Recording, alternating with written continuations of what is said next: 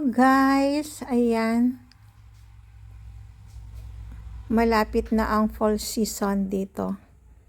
Magkakandamatayan na naman yung mga punong kahoy at yung mga damo, kaya ito, pinasok ko na yung aking mga halaman dito sa loob ng garage. Ayun, nasira ko na naman yung aking mower, napigtal ang kanyang fan belt. Kaya gumagana naman siya, kaya lang hindi siya nakakapagkat ng damo. Ito lamang kasi yung gusto kong gamitin. Yung mga yon, yung color green na yon, at saka yung malaki, yung color green na yon, alam ko naman paanda rin, kaya lang ang hirap, ang bigat dalhin, kaya ayun. Tapos yung malaki na yon ay hindi ko pa alam paanda rin. Ayaw akong turuan ng aking asawa, siya lang daw ang gagamit niyan.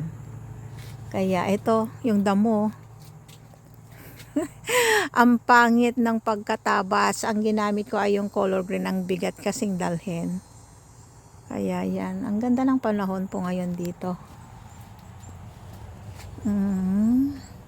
Ayan, linabas po namin yung grill, yung malaki. Linagay dito sa labas dahil sabi ko mas maganda dito. Pag halimbawa mag-ihaw ay mas maganda dito. Ayan. Sobrang tahimik po dito. Grabe.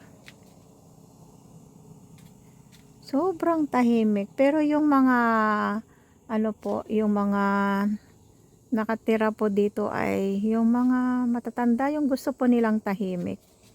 Pero yung mga nakatira po dito ay yung may mga malalawak po ng yung taniman, ayun, tulad yan sa may tawid po ng kalsada.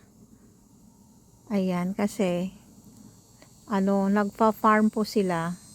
Ang tanim po nila ngayon dyan ay soya beans. Ayan, malapit na yan ma-harvest.